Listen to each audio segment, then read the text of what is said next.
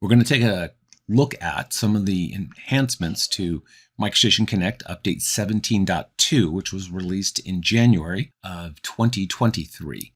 Already in the Content tab, I've already got the item types group displayed here. But before we look at attaching, we're going to look at if an element already has an item type associated to it. Something that's new is when you hover over an element, it will display that. So in contrast, if I hover over this element, if it has no item type attached, it won't display it. It just shows me my element type and my level. But if I hover over this other element, you can see it shows me that information, plus it shows me the item type in this case, which is fencing.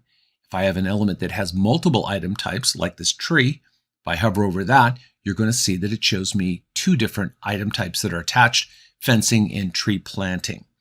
So that's something that's new. You can be able to see it without having to actually go to properties. But let's say you want to change something.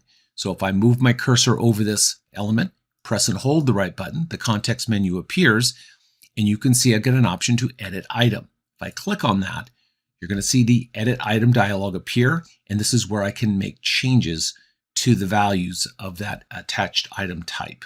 So I'm going to go ahead and cancel that. So now we're going to take a look at attaching an item type. So I'm going to go to my attach item type here. I get the attach item dialog appearing. For this one, I'm going to be putting in fence. And for the type of fence, I'm going to paste in chain link. And for my install cost, we're going to just say $75. And then you'll probably need a shovel to install it, let's say. On the right side, I have the ability to hide or display the text value for that field. So let's say I want to see type chain link displayed. So I'm going to go ahead and click on that. Now I'm going to attach it to this element. I'm going to select the element, and now I'm placing the text. So I'm going to go ahead and place the text here. I'm going to go to my element selection. If I hover over this element, you can now see that I've got the fencing item types displayed on my pop-up menu.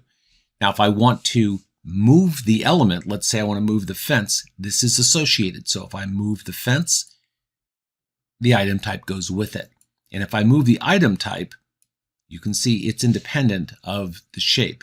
The value, chain link, is displayed on the screen. Let's say I don't want to see that. Well, let's go to our view attributes. Control B. On my view attributes, a couple of items that are new, right down here, first column at the bottom, text field background. If I turn that off, you can see it turns off that background there.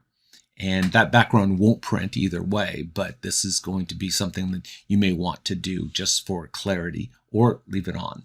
The other item is item types text. So you may not want to see that. So you can just turn off the display.